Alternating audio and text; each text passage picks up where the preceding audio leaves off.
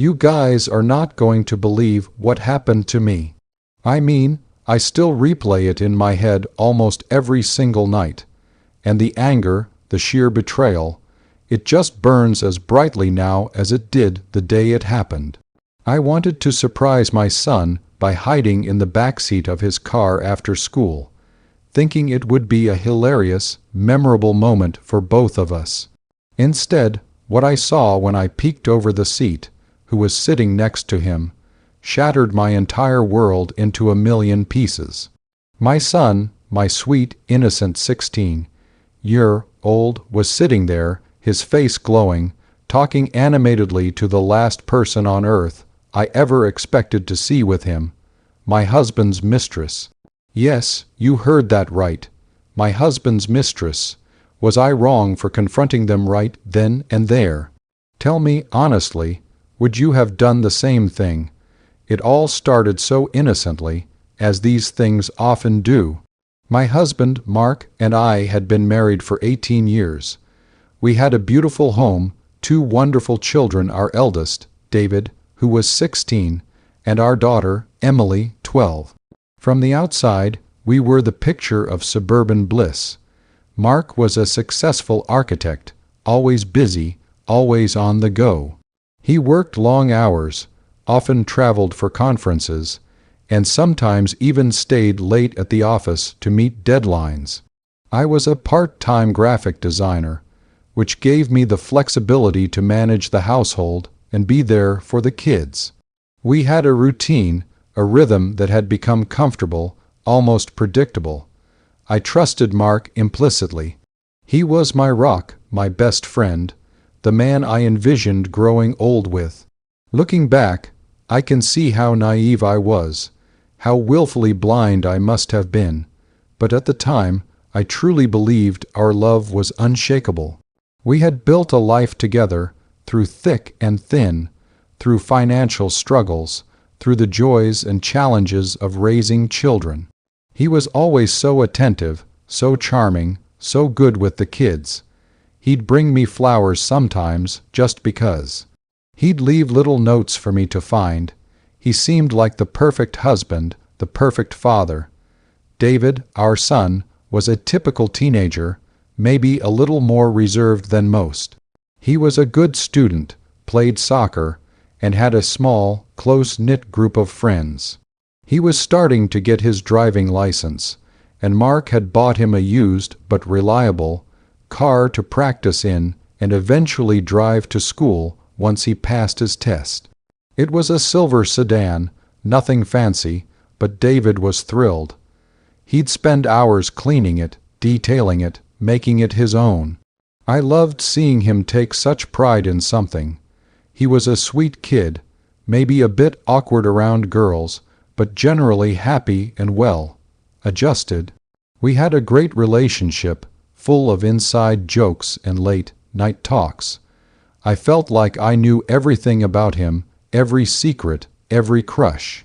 Emily, our daughter, was the opposite of firecracker, outgoing, always making us laugh. She adored David, and they had a typical sibling dynamic of teasing and genuine affection. The subtle changes started months before that fateful day. Mark began working even longer hours, his business trips became more frequent, and his phone became an almost permanent fixture in his hand. He'd take calls in other rooms, his voice hushed. I'd ask him about it, and he'd brush it off. Just work stuff, honey. You know how demanding clients can be. He became more secretive about his phone, placing it face down, even taking it to the bathroom with him. My gut, which had always been pretty reliable, started to churn. A nagging feeling, a tiny seed of doubt, began to sprout in my mind. But I suppressed it. I told myself I was being paranoid, that I trusted him, that he deserved his privacy. He was under a lot of pressure, I reasoned. He was providing for us.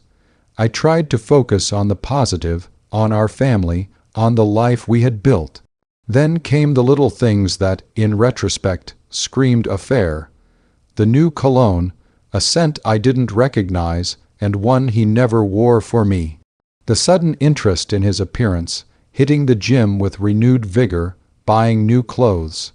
He started to criticize my appearance more, subtly at first, then more directly. "Are you going to wear that out tonight?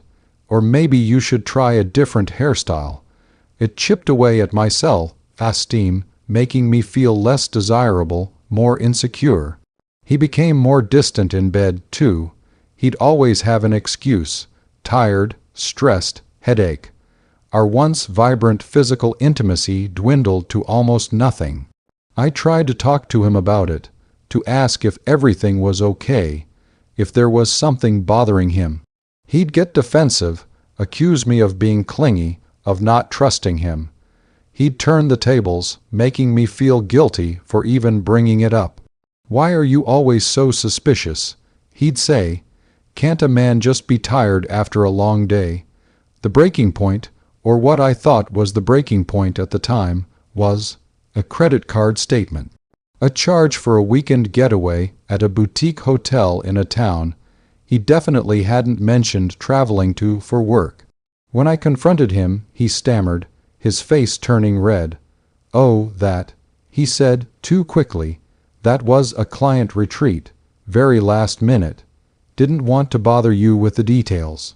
He even managed to produce a crumpled receipt that looked legitimate, but something about his eyes, the way he couldn't meet mine, told me it was a lie. I wanted to believe him, I truly did, but the doubt was now a full-blown inferno in my heart. I started doing my own digging, discreetly, carefully. I checked his mileage on his car. It didn't always add up with his purported work trips. I cross-referenced his calendar with hotel charges. The pieces of the puzzle were starting to form a terrifying picture, but I just couldn't bring myself to fully accept it. I needed undeniable proof. I needed to see it with my own eyes. That's where David's car comes into play. David was finally taking his driving test the following week, and he had been driving himself to school for the past few days, with Mark or me in the passenger seat. On this particular afternoon, David had a special soccer practice after school, and I usually picked him up. But that morning, as he was leaving, he'd forgotten his favorite lucky soccer jersey. He was devastated. I told him not to worry, I'd bring it to him. I knew he'd be waiting for me in his car after practice, as we usually did. An idea sparked in my mind. I thought, wouldn't it be funny if I hid in the back seat, jersey in hand, and surprised him when he got in? He always got a kick out of my silly antics. It would be a light-hearted moment amidst all the tension I was feeling about Mark. I pictured his laugh, his surprise. It felt like a small, normal thing I could do, a way to connect with my son amidst the storm brewing in my own life. So, after grabbing his jersey, I drove to the high school, arriving a little early. I parked a few rows away from where David usually parked his car. I spotted his silver sedan. Perfect. I waited until the parking lot started to clear out a bit, and then, with a mischievous grin, I quickly made my way to his car. I unlocked it with the spare key Mark had given me for emergencies, slipped into the back seat, and crouched down, making sure I was completely out of sight. I texted David, "Running a few minutes late, sweetheart. I'll be there soon," just to throw him off. I giggled to myself, imagining his face when he discovered me. It was a simple, harmless prank, or so I thought. A few minutes later, I heard the driver's side door open and close. My heart gave a little flutter of excitement. "Okay, here we go," I thought. I heard David settling into the seat, the rustle of his backpack.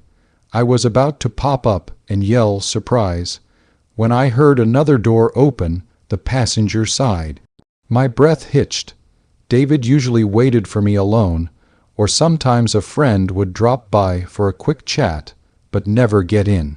Then I heard a female voice, soft and melodious, say, "Hey, sweetie, had a good practice." My entire body went rigid. Sweetie, that wasn't a friend, That wasn't Emily. That wasn't me. Every cell in my body screamed to stay hidden, to not reveal myself, but also to peek, to see who it was. The curiosity, laced with a potent cocktail of dread, was overwhelming. Slowly, cautiously, I lifted my head just enough to see into the front seat through the gap between the seats. And there she was, sitting next to my son, smiling warmly at him, was a woman I recognized instantly. Her long, blonde hair, her perfectly manicured hands, the expensive-looking handbag on her lap. It was Bethany, Mark's client, the woman he claimed to be meeting for late-night work sessions. The woman whose picture I had found in a discreet folder on his laptop. A picture he swore was just a professional headshot of a business associate. The woman who had sent him a text message I'd accidentally seen flash across his phone screen. "Miss you already, babe. See you Friday Zoxo." My world, which had already been teetering on the edge, suddenly plunged into an abyss. My husband's mistress. Sitting in my son's car, calling him sweetie. So that's the situation I was in, and I had to make a choice.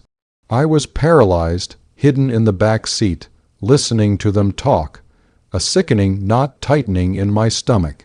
Bethany was leaning over, touching David's arm, laughing at something he said. They looked comfortable. Too comfortable. My son, my innocent son, was clearly oblivious to who this woman truly was, or at least, I desperately hoped he was. But the way she was looking at him, the familiarity in her voice, it was all wrong. Before I tell you what happened next, I want you to pause and comment below what you would have done in my shoes. Would you have stayed hidden, gathered more information, or would you have erupted right then and there? Tell me, because I honestly still question my actions that day. I couldn't stay silent. The shock quickly morphed into a searing rage. My heart pounded so hard I thought it would burst through my chest. The betrayal was a physical ache. I couldn't breathe. This wasn't just about Mark's infidelity anymore. This was about her, a stranger, intruding into my son's life, into my family's life, under false pretenses. I couldn't bear the thought of her polluting David's innocence, manipulating him, using him somehow. The image of her calling him sweetie burned into my mind. I don't remember thinking, just reacting. What in God's name is going on here? I shrieked, my voice cracking, as I sprang up from the back seat, startling both of them. David's head snapped around, his eyes wide with a mixture of fear and confusion. "Mom," he stammered, his face paling. He looked utterly mortified, as if he'd been caught doing something unspeakable. Bethany gasped, her face draining of all color. She looked like a deer caught in headlights, her composure completely shattered. Her mouth opened and closed a few times, but no sound came out.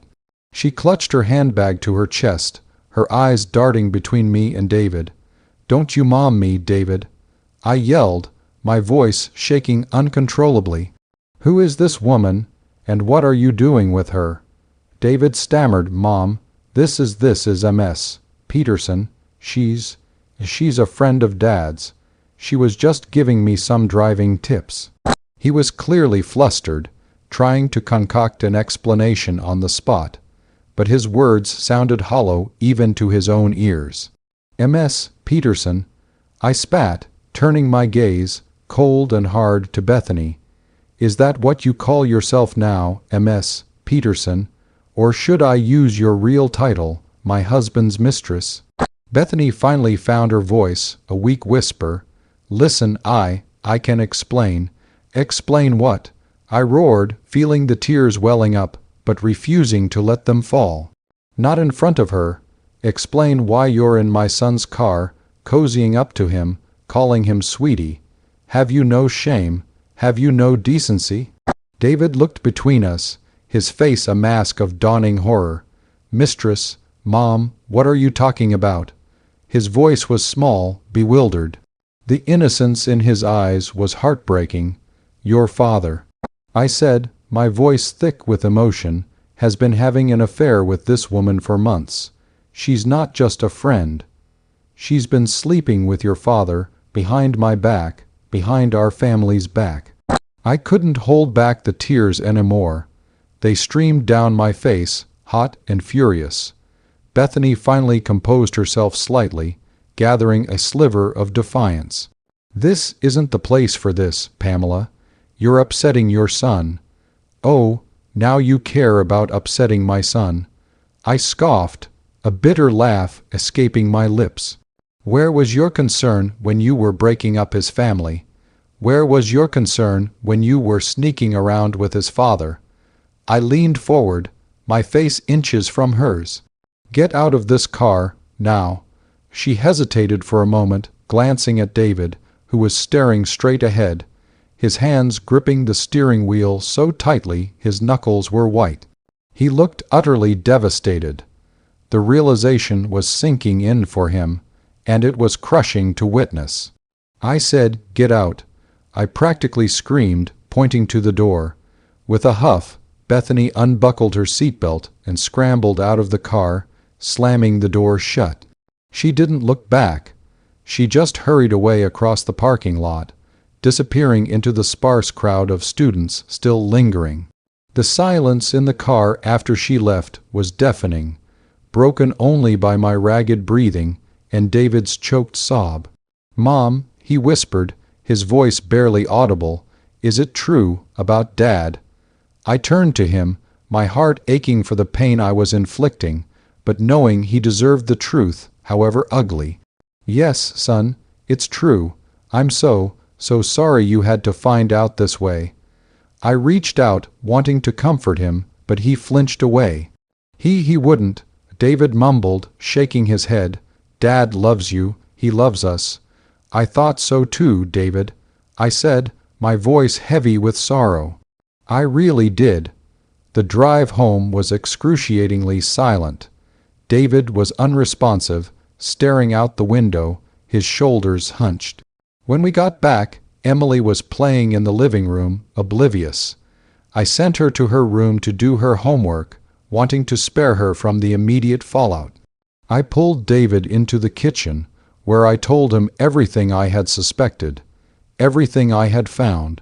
I showed him the credit card statements, the text messages I had carefully documented from Mark's phone when he was in the shower. I didn't want to, but I felt he deserved to know the full extent of his father's deception. He sat there, listening, his face growing paler with each revelation. When I finished, he just stood up, tears streaming silently down his face, and walked out of the room, slamming his bedroom door behind him. I waited for Mark to come home. The hours crawled by. When his car finally pulled into the driveway, I was a coiled spring of fury and grief. He walked in, whistling a tune, oblivious. He saw my tear-streaked face, the redness around my eyes, and his smile faltered. "What's wrong, honey? Is everything okay?" he asked, feigning concern. "Everything is far from okay, Mark," I said, my voice deadly calm. "Where were you today after work?" He looked confused. "Just at the office, you know, finishing up that big proposal."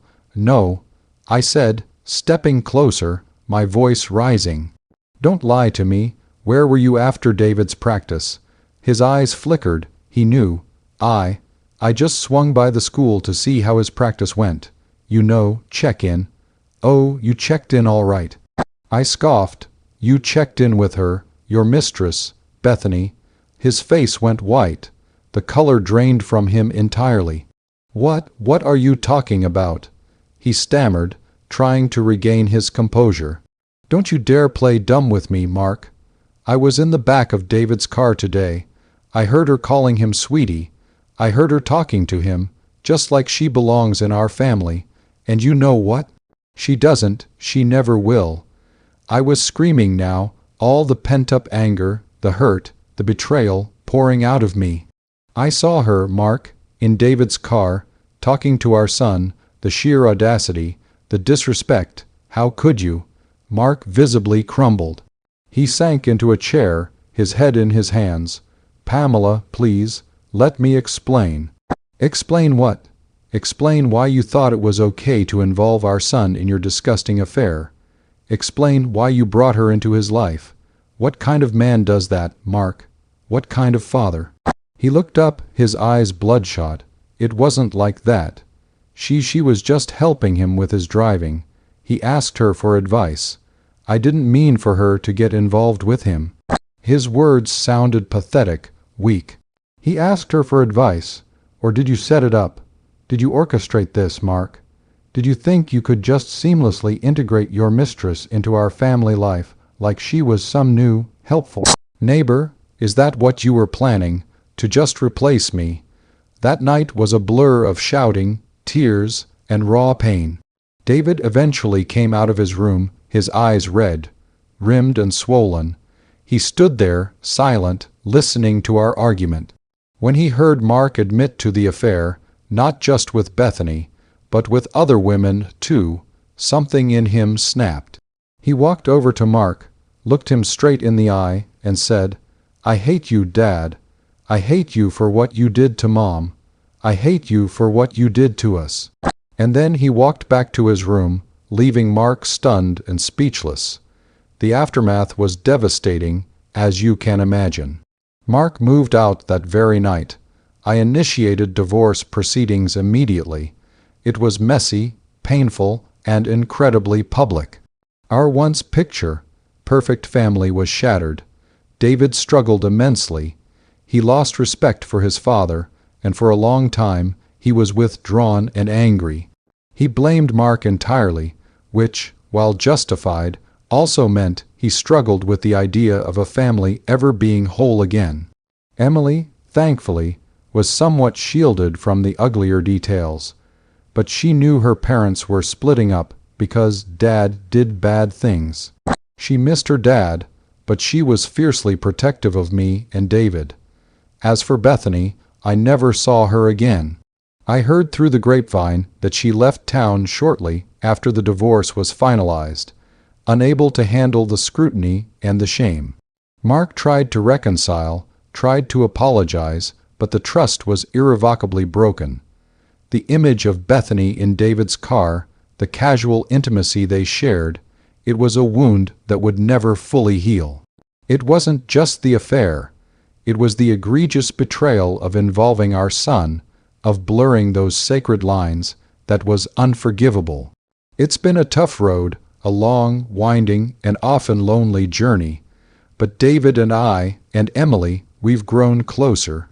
We've built a new kind of family, one founded on honesty and resilience. I learned that sometimes the biggest surprises aren't the fun ones you plan, but the ones that reveal the truth, however painful. And sometimes those painful truths are necessary to clear the path for something stronger, something more genuine. So, that's my story. It's still hard to talk about, but I needed to share it. I needed to know if I was justified in that moment of explosive rage. Let me know what you think. Like this video if you were on my side, if you would have done the same thing, or even worse. Subscribe for more stories like this, where real people share their rawest, most unbelievable experiences. And please, share your final thoughts on this whole mess in the comments section below. I'll see you all in the next story.